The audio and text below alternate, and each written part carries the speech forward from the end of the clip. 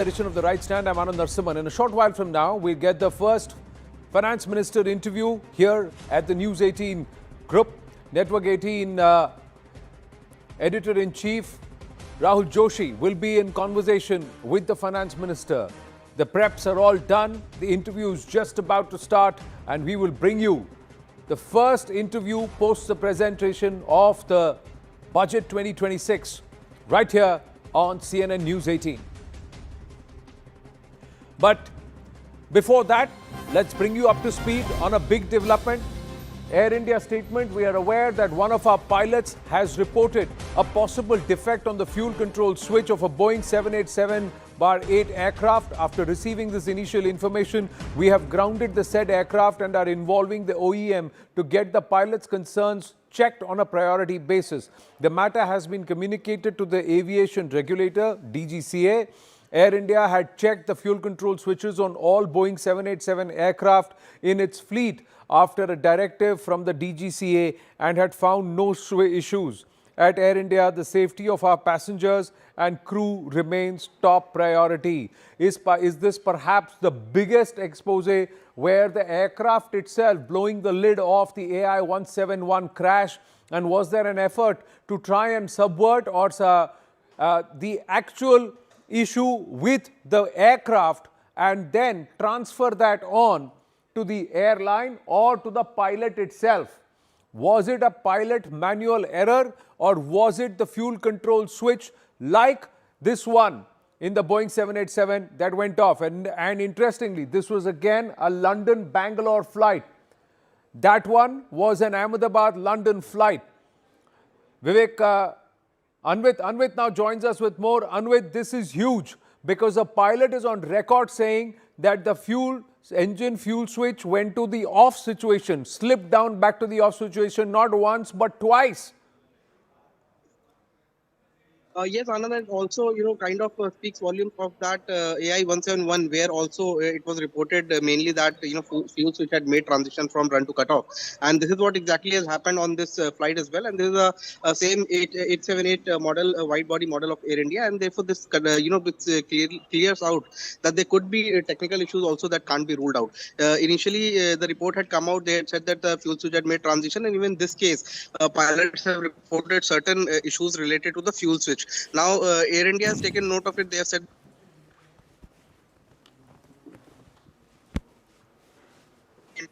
we just seem to have momentarily lost Anvit there. We'll try and connect with Group Captain MJ Vinod and Captain Kabir Malik on the phone, or hope that they join us via Zoom as we stay on this story. This is big, viewers. We'll try and also get you what the fuel control switch actually and the fuel control panel in a Boeing 787 actually looks like. We had done that very extensively, and we'll try and get you those images. It is there, and we'll show you that. The fuel switch defect on Air India flight. These are file pictures of the crash, but we'll try and show you where the fuel control panel switch is and put that out. Most importantly, that many believe, yeah, that's the picture, that it has to be manually pulled up and brought down. That's when most pilots say that it cannot just slip down, but it has to be manually pulled up and then brought down to the cutoff position. This is currently the on position. It has to be brought down to the off position. Now, in this case, the pilot is saying that the switch automatically slipped down to off. And it didn't happen once, but it happened twice. And if that's the malfunction, did the same thing happen with the fuel control switch of that fated AI-171 aircraft that crashed while taking off from Ahmedabad, heading towards London, carrying those passengers, and crashed immediately soon after takeoff? Because one of the parts or one of the words that came out was that there is a fuel cutoff. And even in the flight data recorder, the data very clearly showed that data accessed by CNN News 18, that there was a fuel cutoff. Now, what triggered the fuel cutoff? Was the fuel cutoff manually by the pilot or the co-pilot, or did it just slip because of an error with the aircraft? This development on the London-Bangalore flight today raises that question and then also shines the spotlight on those who were trying to pin it on the pilots, who were trying to blame the pilots and absolve the aircraft of any malfunction.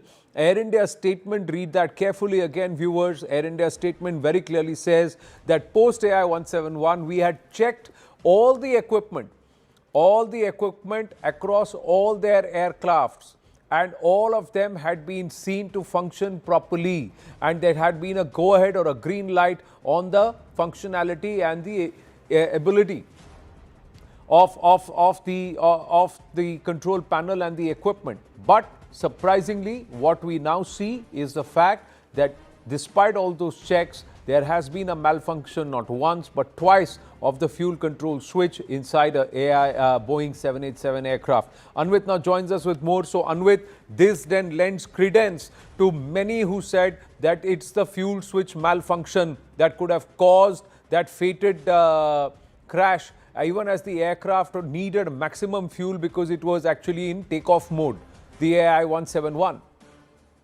So is it a fault with the aircraft now? Anvit?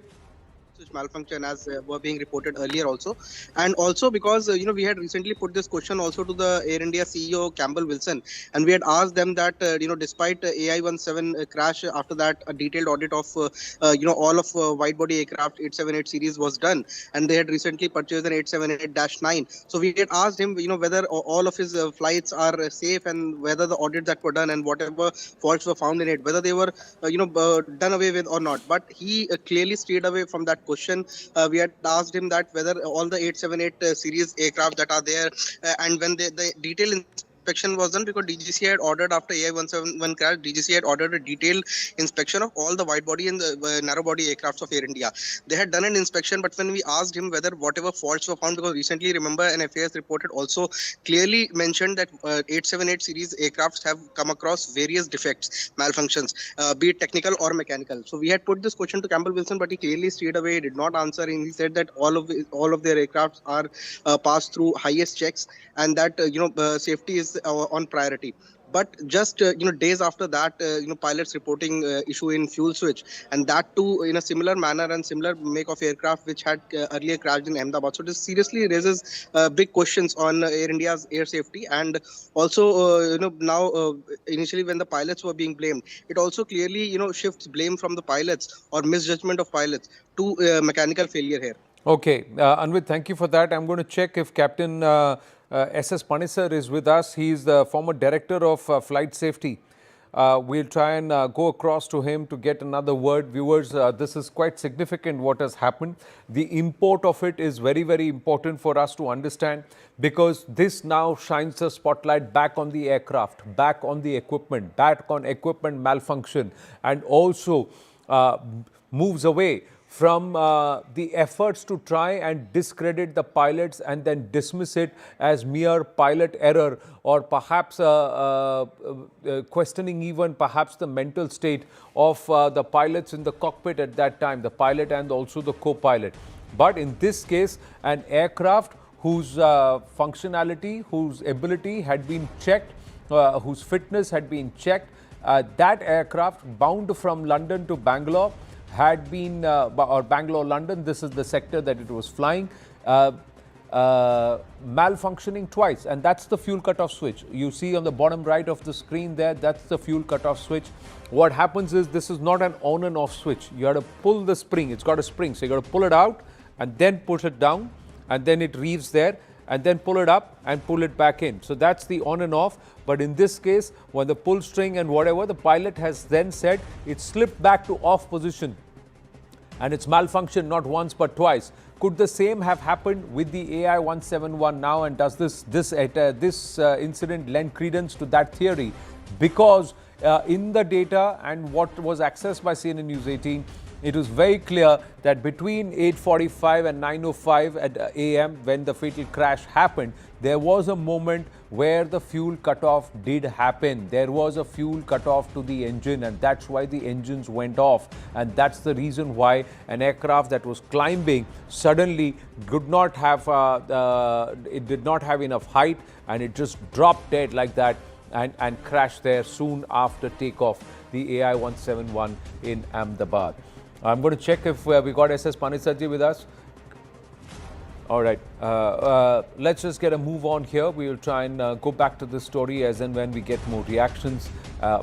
But shifting focus, viewers, to yet another development. The Pakistan government has permitted its men's cricket team to travel to Sri Lanka for the upcoming 2026 T20 World Cup, or the World T20 2026. However, it has also announced that the team will not take the field for its group match against Team India, on the 15th of February in Colombo. Now, no specific reason has been given behind the call, though. The decision, though, is aimed at the ICC, given an India-Pakistan match at a global cricket event is usually the most lucrative and most watched fixture.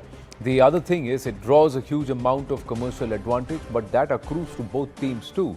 And given the status of the BCCI that contributes to nearly 3/4 of the ICC's revenue and global cricket revenue, whereas Pakistan PCB continues to lie in a state of penury, the fact is that it will be Pakistan which will be the sore loser.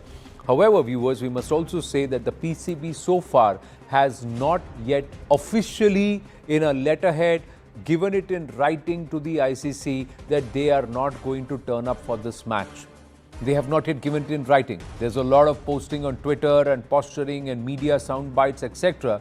But it's not written it under the PCB letterhead as is mandated and sent it formally to the ICC, nor has an email been sent from the PCB email ID to the ICC inbox. So there's no official communication. Now, ICC's stern message to the PCB is also coming forth. This position of selective participation is difficult to reconcile with the fundamental premise of a global sporting event. All qualified teams are expected to compete on equal terms as per the event schedule. Selective participation undermines the spirit and sanctity of the competitions. This decision is not in the interest of the global game or the welfare of fans worldwide, including millions in Pakistan. The ICC hopes that the PCB will consider the significant and long-term implication for cricket in its own country. This is likely to impact the global cricket ecosystem, which it is itself a member of and a beneficiary of. It expects the PCB to explore a mutually acceptable resolution which protects the interests of all stakeholders. So that's the message that's coming from the PCB. Lieutenant General D.P. Pandey and Ambassador Rajiv Dogra with us this evening. We should have former cricketer Atul Vasan also joining us. He's also through with us. My namaste, Jai Hind to everybody. Thank you very, very much. Atul Vasan, your first reaction to this? They have decided to perhaps butcher the egg goose that lays the golden egg. PCB, is that a fair assessment? Well, I think they will eventually look back at this decision, and I think they will realize that you can say the doctor comes out of operation theatre. He says, "Operation successful, but the patient died." I think because ever since morning we had this show and you laid out all the punitive measures, they will be suffering. But actually, at this point, I think they don't care. And the more I think about it, I think they have realized that this is the only way they can spite India. And I think going forward, ICC will have to come down like a ton of bricks, because this is actually helping the India's cause, because India is playing Pakistan in spite of the backlash at home, because nobody wants to have to do anything with Pakistan. But we still play because we are more mature, we see the ecosystem, and going forward we want to host events and all. But Pakistan has got no aspirations as such. So I think they actually realize that now they've got no reason. The security concerns has been cleared. They were the ones who agreed to the hybrid model. So, I think they actually, by supporting Bangladesh, so ICC, if they wait any longer, I think they will not be able to get the other teams. I think Bangladesh should be brought back in and then see what Pakistan does. Will Bangladesh be brought back if Bangladesh agrees to play?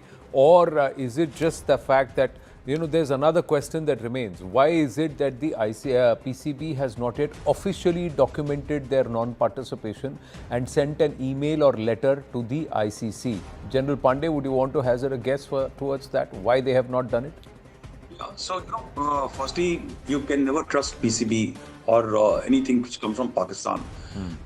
They play on ambiguity, and that is their strength. So for a long time, I think they took about 10 days to decide if they are going to participate in the event or not. And now they have taken a step backwards where they came up very effusive that in support of Bangladesh exclusion and their demand, which is unjustified and rejected for change of venue or venue selection, which was very selective, and this demand was rejected by ICC. They wanted to play politics on this, and I think I feel bad for. I don't actually feel bad, but I will have a great laugh on Bangladeshi team because they took a step thinking that they are going to be in rhythm, in tandem with the Pakistanis to maybe boycott this step. So they take a step back, Bangladeshis, officially. And here Pakistanis took 10 days to decide are they going to play or not. Eventually they decide to play with a caveat only for one match. And they have not even given a sanction or a consideration that what is going to happen the next one for in case they happen to land up to face off with India at any later stage.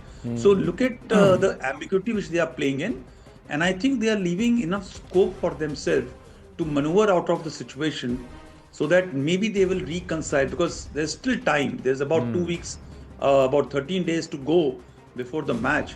You never know. They may just go back on their word and they may say it was a local this thing, we just tweeted out of thing, and rest is all. We have spoken to ICC, and in the interest of the sport, we are going to play India in this thing. So this is all in realm of possibility. You just can't trust this country, which stabs people, their own people on the back. They can do anything in the future. Well, you said 13 days later is when they're going to play, so they have time.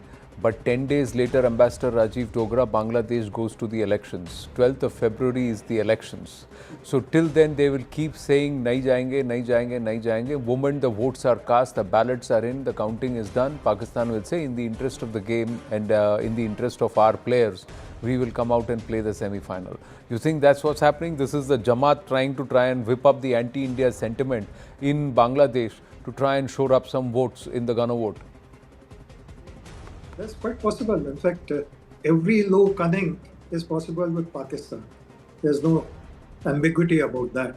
But I think equally, Pakistan is now realizing, or its cricket board is now realizing, that they have dug a hole for themselves because it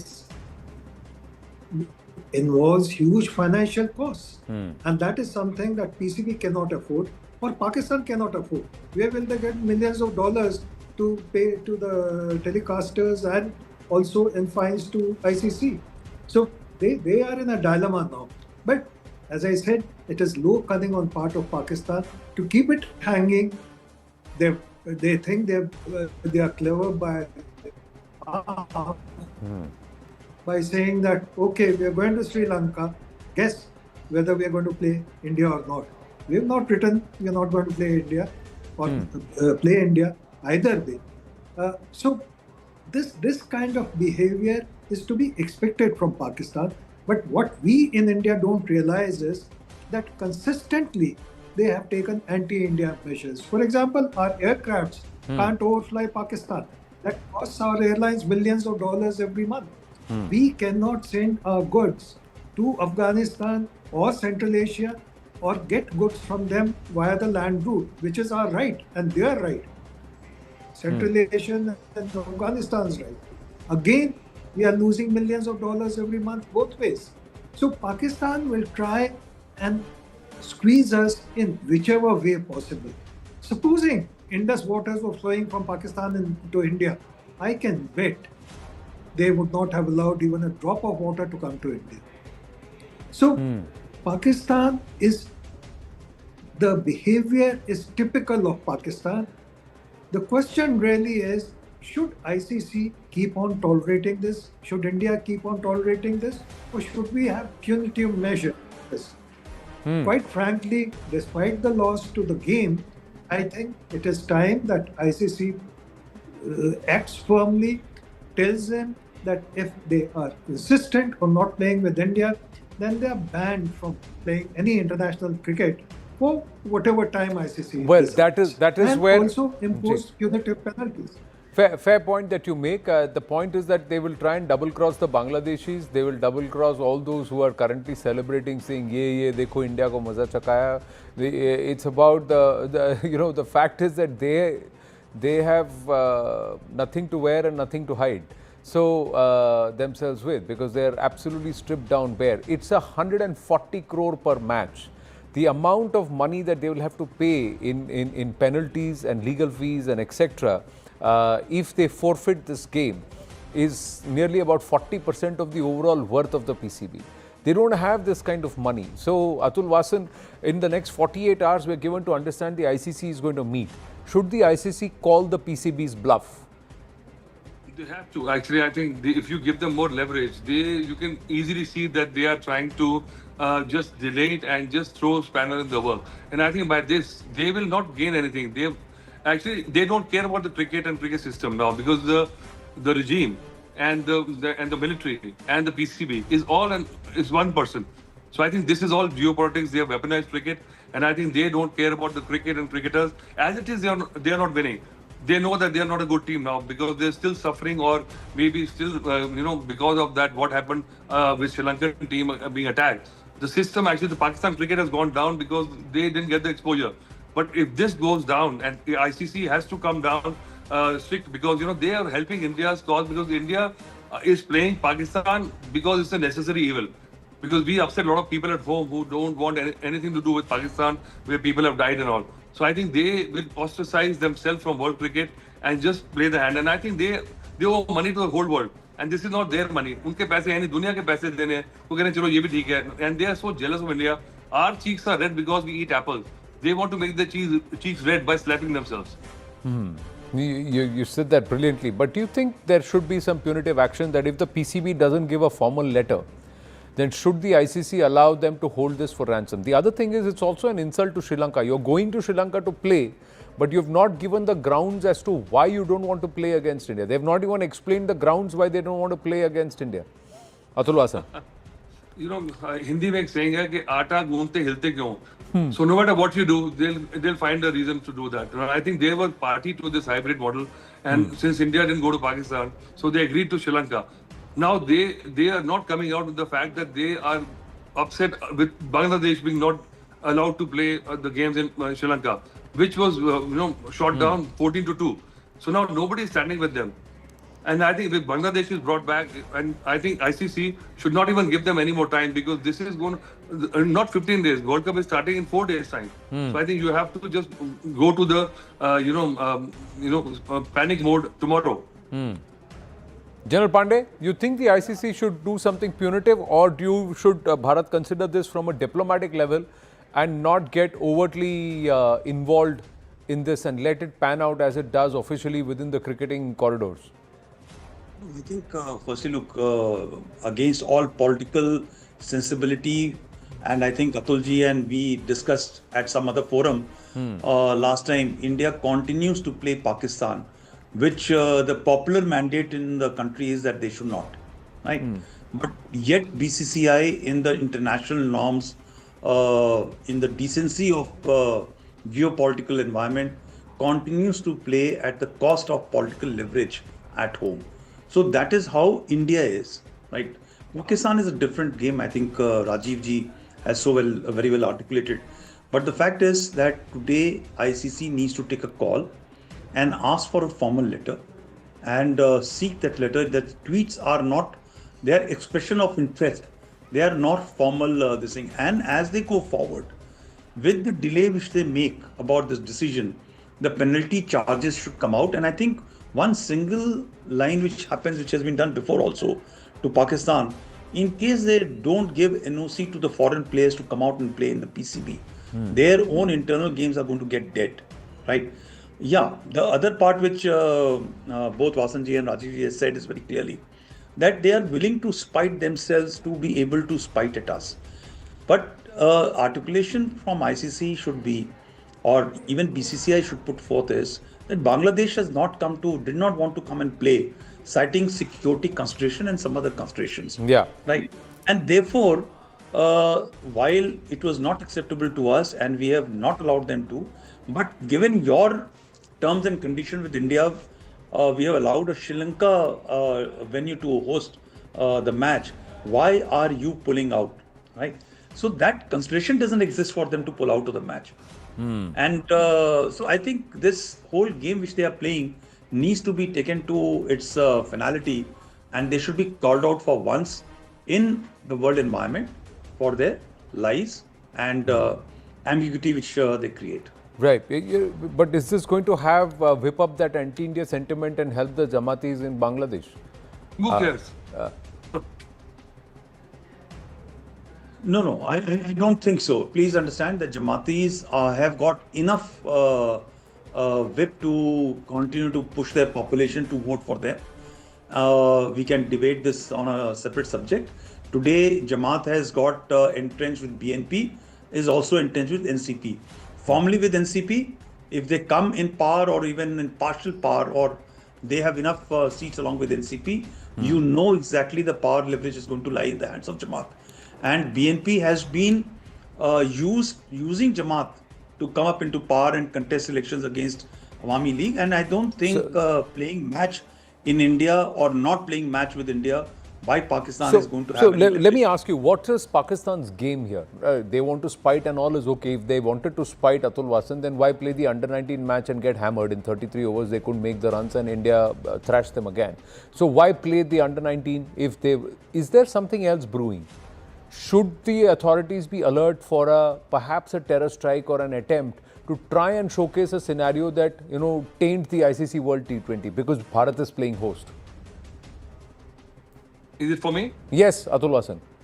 I think we should be wary because, you never know with them because they just want to spite India or damage India in any way. Even if that means that they also lose out, they don't care because this is the narrative now to show to the masses that this is we are countering India in every which way we can because Kashmir now issue people in Pakistan have got bored of. So now the weaponized cricket is the I think the product which they want to use. But I see the showing integrity with Pakistan. I mean, integrity in Pakistan is an oxymoron. It doesn't go in the same sentence as it is. And I think because, and the biggest thing is that the cricketers, I feel bad for the cricketers, even Pakistani cricketers, because once sanctions come down, they don't have the money to pay anyway. And they will be just ostracized and cut off from the world cricket. As it is, their team is going down, and they lost to US in the last World Cup, we know that. So actually, they are also worried that how much prestige they can lose by getting thrashed by India over and over again also. This must be a point also.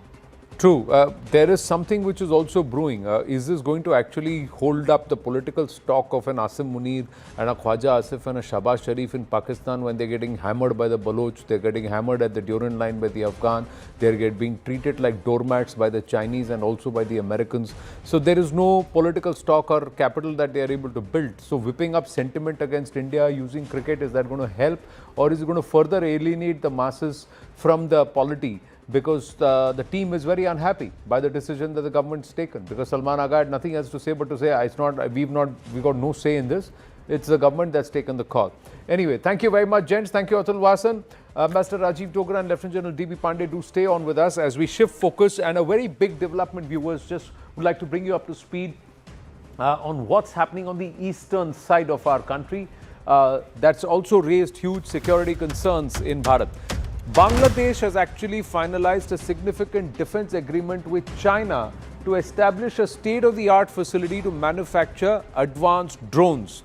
Chinese-backed drones will now be seen at the Chicken's Neck in that region. Hostile drones in the sky near Siliguri is a possibility in the near future.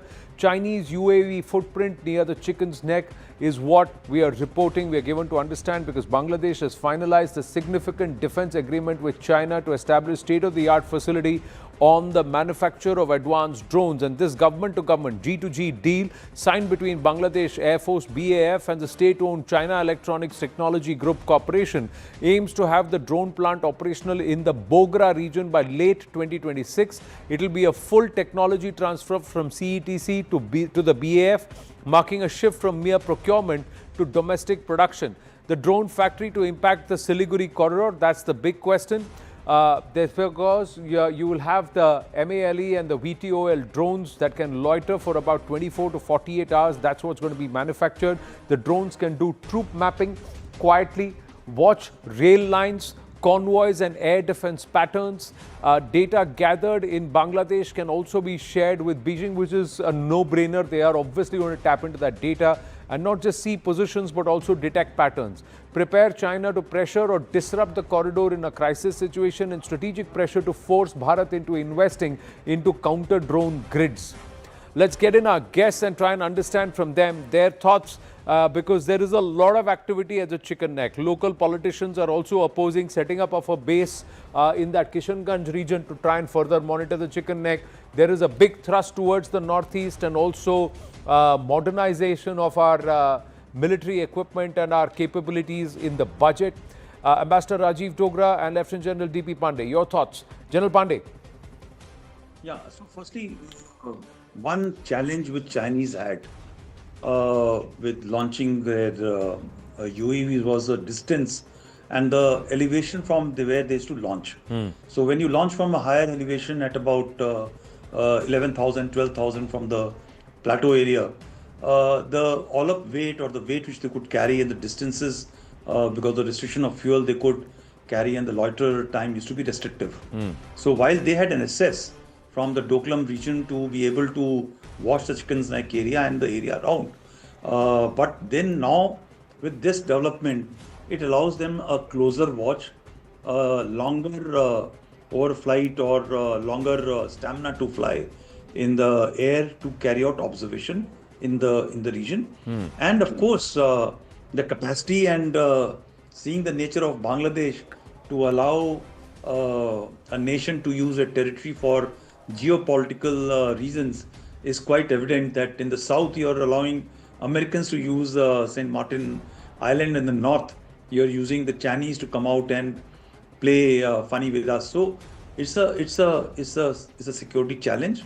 It is surely concerning, and I think for last some time our armed forces were looking at it quite seriously, and they have been taking certain measures which possibly one not like to discuss, but Right. yes, I think some measures are being taken to ensure, yes, investment in counter-drone measures and was, I think, long overdue. More importantly, the moment you start seeing the shift of Bangladesh, it was imperative that don't have to look only onto the Chinese and to the Western front.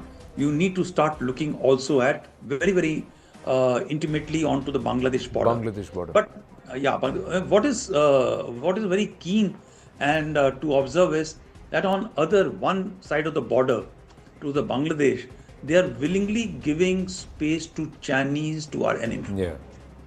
On our side, there is a challenge to acquire land. I think something needs to be done about it and talked about it in this facet, and we should invest enough money on the infrastructure to develop efficient counter-drone systems, and not only counter-drone systems, all sort of systems to be able to ensure that the non-kinetic warfare application which could be done in terms of by the Chinese from this territory and joining from the Chicken Nuts area is could be taken care of. Now, this is also a diplomatic, complex Sudoku-like situation or a crossword or a puzzle, if you were to say, Ambassador Rajiv Dogra, because Bharat has to deal at multiple levels. On the one hand, you have a nation that's pushing illegals into our country, and they are settling in these no man's land and borderlands, and they are really thinning out the chicken's neck because they're spreading. And they're also localizing, naturalizing themselves. That's one part. The other part is they're opening their borders to allow them to spill over into our borders. But on the other hand, they are also allowing other entities to come and set up shop there and to entrench themselves. This is something which is critical. And the other hand, we don't have the kind of friendship that we had with Nepal in the past. Nepal is also, all of their no man's land is now inhabited by non-Nepalis, if I may say that. Well, for a long time, whenever there were discussions on 71, people used to say, no, this is bad. We should have allowed Pakistan to exist as it was. And I always responded that supposing that was the case, then our neck would be squeezed from both sides. Thank God Bangladesh is there. Now I'm wondering whether I can still have that argument against those who were talking about why 71. Because Bangladesh has now made its intentions clear, and made its intentions clear when you have an illegitimate government in power in Bangladesh. Yunus has no authority to enter into an agreement like this with China or anyone else, or to invite Pakistani ISI and its generals and its Islamic parties to come and investigate as to how best they can offer pinpricks to India, or push in Rohingyas, not just Bangladesh, but Rohingyas into India. So clearly, he wanted to do all this. He and his cohorts wanted to do all this before the next government is installed, if elections go on smoothly and there's a next government. The second thing, the larger point is, it's not just a drone factory, because drones need also satellite cover to be effective. I'm sure General Pandey would be able to guide us more on this. But that means that Chinese are going to be more actively involved in the entire strategic landscape of that area. The third point is China's overall envelopment of India, because this is one side, the chicken snake here in Siliguri. There's the other chicken snake where there are reports that China has made ingress into the sanctuary area of Bhutan. Bhutan, we just call out that chicken snake graphic and try and understand as Ambassador Rajiv Dogra is explaining this. Now, can we have this on the screen here, please? Let's not look at the text, but let's understand the map. And these are the two chicken snakes which Ambassador Rajiv Dogra has been talking about. Can we just call it out here? Yeah.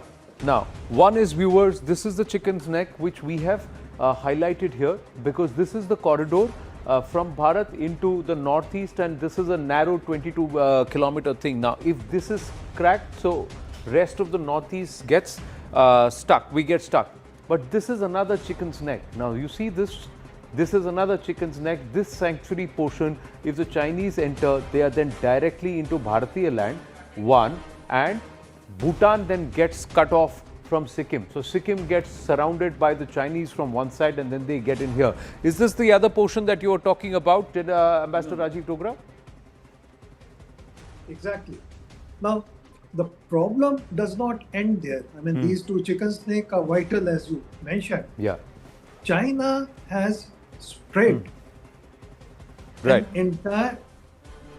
entire strategic line in Pakistan, including telecommunications, including satellite links, including active involvement of Chinese troops. At one time, there was supposed to be 5,000 along the line of control. China also has ground tracking stations of Baidu in Karachi and somewhere near Lahore. And that is not all. When I talk of total embrace of India by Chinese strategic assets, there is also much more increased presence in the Indian Ocean. Indian Ocean used to be Indian Lake. It is no longer the Indian Lake. And China has a stranglehold through Gwadar on shipping coming into India. We don't have any such thing to take note of or to take care of Chinese intentions. So we are surrounded really not just on our neck portion by two chicken snakes, but also all around from head to toe. No, and somewhere I don't know why our the initial governance and leaders did not look at the strategic import of securing these small choke points, which today have become a huge security issue for us. General Pandey, final comment, I have to wind up. These two chicken necks, then that controls the entire northeast. In fact, today, from certain portions of Assam, if we have to fly to Arunachal, we have to fly over Bhutanese airspace. And now all of that will stop if the Chinese take control of that small sanctuary area and then they wedge themselves in, because then they'll claim it to be their airspace. Now, that adds to our problems along with this Siliguri corridor. Ji. So, well, of course, these are challenges which are there, but in the immediate future, I don't think so is a problem. The country or our national security structure should start looking at it. While it has been trying to look at it, and I think the investments which are coming to the defense in terms of modernizing, in terms of taking infrastructure forward, all these things which we are doing is to probably protect, defend our assets, so to make that India lake back to India may not be immediately possible. That to make it difficult for the Chinese to operate in that region will be only feasible when you start using the Andamans as you're supposed to be using. So, we have long neglected these areas, but the investments have started coming in. Our modernization programs are looking quite intently on these subjects, and the focus which was not there towards, I will rather say the focus was there towards the chicken snake of the another one which Rajiv ji was talking. But this facet of looking at the chicken snake, which is from the Nepal side and the Bangladesh side, is going to be squeezing, has started beginning to take place in some very, very serious effort. What we need to actually look at the internal, the political leverages that we have to tell the people that it cannot happen that you start coming onto the street and saying that Bangladeshis are our own people, and if you start evict them from here, we'll come to the streets. And if you see the nature of the statements, we have to take care of that. Well, those days are past us, and I think over the last decade that shift has significantly happened. But sooner than later, some action needs to be taken. Ambassador Rajiv Dogra and Lieutenant General D.P. Pandey, thank you for your time. Always a pleasure speaking with you. We're going to take a short break here on the Right Stand. When we come back, we build up to the Finance Minister interview, the first conversation that she's had with a private news network post-presenting Budget 2026. She'll be in conversation with Group Editor-in-Chief Rahul Joshi, and we'll get you the latest when we come back. Stay with us.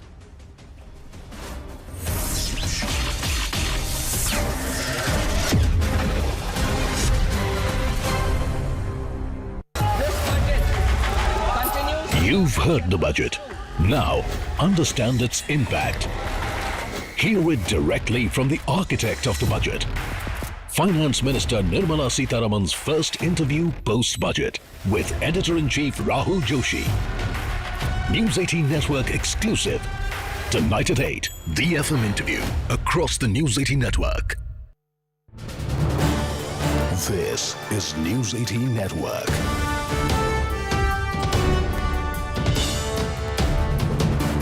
India's largest news network. The fact that they are not letting me speak, means it is uncomfortable for them.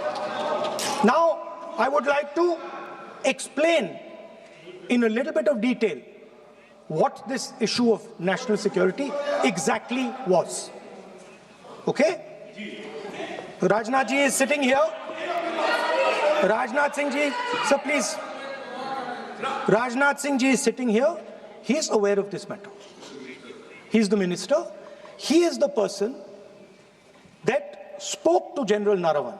फिर आपने बोल दिया नहीं अब आप नहीं बोलना चाहते हैं सब नहीं बोलना सभा की कार्रवाई कल मंगलवार दिनांक 3 फरवरी 2026 को प्रातः 11 बजे तक के लिए स्थगित की जाती है. Clearly, as you can see, Rahul Gandhi continues to hammer the point home, saying that the Modi government has completely bungled the China policy, raising the Galwan issue, and an unpublished memoir related to former Army Chief General Naravane. That is the big showdown that is emerging from inside Parliament. Rahul Gandhi has been censured by the Speaker to not raise this matter because the Speaker has made a ruling on this entire matter, given the fact that this was an unpublished memoir. And the NDA has asked Rahul Gandhi to give some verified source before making these claims inside Parliament. Even though the chairperson pulled up Rahul Gandhi continues to hammer this point home, claiming that the central government under Prime Minister Modi has jeopardized national security when it comes to China. That is the big development that's coming in, and now Lok Sabha has been adjourned to tomorrow. But the Raksha Mantri as well as Amit Shah have raised the point that Rahul Gandhi is misleading the nation from inside Parliament. The Congress party, on the other hand, saying that the leader of the opposition is not being allowed to speak and raise these points inside the House. I'm joined by my colleague Arunima on the broadcast. So Arunima, despite the fact check that's coming in from the central government saying that these are unverified sources and this is an unpublished memoir, these details need to be verified before any statement is made in the House, Rahul Gandhi continues to hammer that point. Yes, Rahul Gandhi is adamant. He says, and this was the last thing that he said, that the very fact that they're not letting me speak means that the issue that I'm raising is making the Prime Minister and the Raksha Mantri uncomfortable. And then the next line that he said before Jagdambika Pal, who was in the chair, adjourned the House for the day, he began by started saying that Raksha Mantri is here in the House and he met General Narwane. So he's continuing to emphasize that the points that he was making earlier in the day, he had made this allegation, something that the government rejected as baseless, but he made this charge that on the Kailash Ridge, 4 Chinese tanks had managed to come up. And he said that on this matter, General Narwane has spoken. But of course, what the Treasury is repeatedly pointing out, and senior ministers, the minister in charge, Raksha Mantri Rajnath Singh, second in command, Home Minister Amit Shah, Parliamentary Affairs Minister Kiran Rijiju, and the Prime Minister himself was seated for almost an hour while this melee was going on. So the entire top leadership of the government was trying to point out that the facts, as Rahul Gandhi is claiming, are not verified, not substantiated. Parliamentary procedures are very clear that you have to put things, authenticated. You have to authenticate them. And since these are not authenticated, there is a problem. But Rahul Gandhi is adamant, as I'm speaking to you, he's just scheduled to come out and speak to the media. There is a possibility that he will reiterate that tomorrow when the House reconvenes, he'll once again try and make the same charge. Right, but Arunima, he's shooting off the shoulders of General Naravane, trying to make this huge point that these Chinese tanks entered into Indian territory on the Kailash track. I'm also joined by Pallavi Ghosh on the broadcast. So Pallavi, clearly the China chapter has been reopened once again by Rahul Gandhi, trying to make these claims. The government is very adamant about the fact that this is an unverified source. This is information that has not been vetted. But at the same time, Rahul Gandhi choosing to shoot from the shoulders of the former army chief. So let's understand why Rahul Gandhi is doing it. Because Rahul Gandhi feels that there's one issue which he thinks can put the government into a bit of a dock, is to project it as a weak government, whether it comes to negotiations with America. I mean, look at the kind of posts which are being put out by many in the Congress party. They are saying that whenever you want to know anything about the trade tariff, about other issues, for example, the ceasefire between Pakistan and India, it's always been from a third party source, and it's usually been from Donald Trump. So what is it that the Congress party is trying to do? The Congress party is trying to project this government as something which is extremely weak. And Rahul Gandhi is obviously in sync with his party line. Look at his statements through the day. Ever since he got up to speak around 1:15 to 1:30 p.m., he said, we have repeatedly been called as anti-national, that we don't care about the armed forces. I'm trying to rebut that, and that's the reason why he's picking up on the Narwane manuscript, where he knows the rules. The rules are very clear. You cannot hold posters, you cannot hold banners on the floor of the House. You cannot quote from any books or articles as well, and certainly not ones which have not been published. And therefore, despite knowing that, Rahul Gandhi is goading, he's provoking the government. He knows the House will be adjourned. He knows he's not going to get a chance to speak.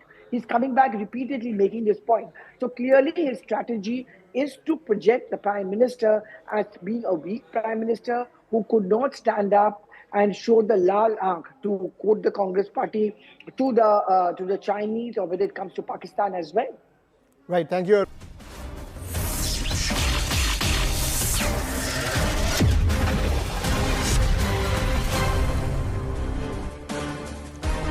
Back live with the big exclusive. It's the first interview to a private news network post her presenting Budget 2026. Finance Minister Nirmala Sitharaman in conversation with Group Editor-in-Chief Network 18, Rahul Joshi. And this conversation is happening right in her offices. We'll get you a sneak peek of the preparations. There you go. That's when they are all walking in for the interview. The Finance Minister presenting a budget that not only shows a certain level of fiscal prudence, where she's also committed that the overall fiscal deficit will come down compared to the last year. But and more importantly, this is a budget which has a vision for a Viksit Bharat. So there is a certain level of consistency, huge up in the public capex that has gone up to 12.2 lakh crores, so more than 1 trillion that's going to be spent. And for nearly about 7 to 8 years now, public expenditure has kept going up. So these are the pictures inside at her offices as she's walking and acknowledging the people and the staff around, and walks in towards the interview area. Now, what's happening in the interview area? How are the preparations going on? Pallavi Ghosh is on ground, gets you this report. Have a look. Well, this is Nirmala Sitharaman's 9th budget. She's the first finance minister, the 9th consecutive budget at this swanky Kartavya Bhavan, where the finance ministry has just shifted in.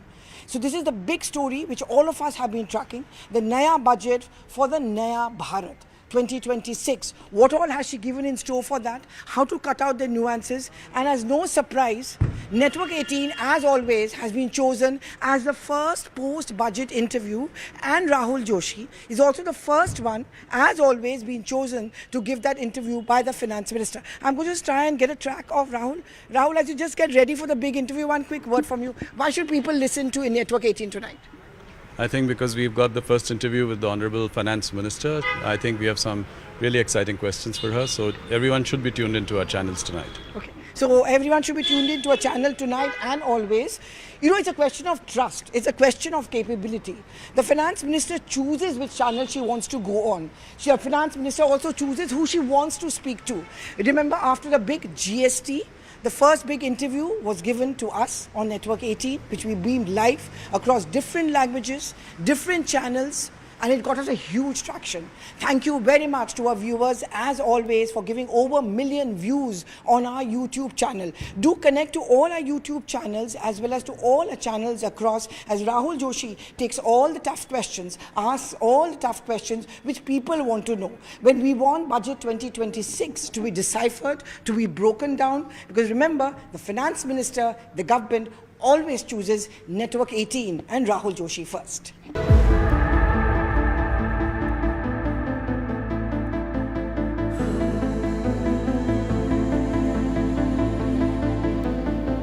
So we've reached the 5th floor. 5th floor is where the finance ministry is here. You can see the new office where they've just shifted in. We're going to start heading towards, with Rahul Joshi, to the big room where the interview is going to be taking place. Now, the Kartavya Bhavan was something which was inaugurated by the Prime Minister. The name has been carefully chosen, Kartavya. It's a task. He always calls himself Jan Sevak. He always says that I'm here to service the people. No sense of entitlement. That's what Kartavya is all about. Every minister is expected to fulfill their task or their Kartavya of looking after the needs of the people. And that is why the Budget 2026 has also kept this in mind. Aam Aadmi, the welfare, Viksit Bharat, that's the big story which comes out of Budget 2026. As we get ready and set the stage for the big first interview with the Finance Minister, Nirmala Sitharaman, there are lots of questions which may be in the minds of the people, but we are going to try and decipher all of that. Well, this is the room where we've just reached. This is where the stage has been set, guys. Tune in. Network 18, Rahul Joshi, that's the place to go in for. If you want to know everything about Budget 2026, if you want to know everything about Viksit Bharat 2047, as the Prime Minister has spoken about, it's over to you. Well, it's lights, camera, the setup is all ready, and Rahul Joshi already there. Let's get you a sneak peek into the kind of questions that have been asked. Here's one of them. You know, if you look at the reactions of the budget, some people have called it a status quoist budget. People have called it a conservative, cautious budget. How do you react to this, you know, people saying no bold reforms this time? Of course, much is there in the fine print, and it is all coming out. The markets have, you know, come back today. So what was weighing on your mind when you were preparing this budget? Well, the answer to that in the interview in a short while from now. We are counting down sharp at 8 p.m. tonight here at CNN News 18. You'd see the full interview. I'm given to understand it's just midway through the questions that are happening, and the interview is still in process. So it will be a bit of a deferred live, but right there, unedited, no holds barred, and the questions very clearly. Sakit Mishra, was that a fair question that Rahul Joshi was asking, and do you think you would want an answer to what he asked? What would you like the finance minister to actually focus on, or perhaps one question that you would like answered? Sakit, namaste. Namaste. I think a very, very good opening question. And I would love to hear how she actually shuts down the static of people wanting, this, that, and the other, the quick wins versus actually looking at a Viksit Bharat for 2047. So I think it's a very, very good question. And hopefully he'll follow that up with something around execution. Because as Mr. Kant, Amitabh Kant said on your channel yesterday, the key to this entire budget is going to be how well they execute. In terms of execution, there are also these policy to implement, because you're also saying execution. The budget in 2025 also held a lot of promise. There were also a lot of initiatives that were announced, but did they translate to on ground? Would you also want to perhaps get her to weigh in on why the market sentiment was so negative once the budget was presented? To be honest, Anand, I think the market sentiment had very little to do with the budget. The markets globally had been very soft on Friday. There was some knee-jerk reaction to the STT issue, which to my mind, again, is an irrelevance in the broader frame of things. And that's been borne out by where the markets have gone today. So good companies will do well, and I think it's a budget that good companies will take advantage of and do well on.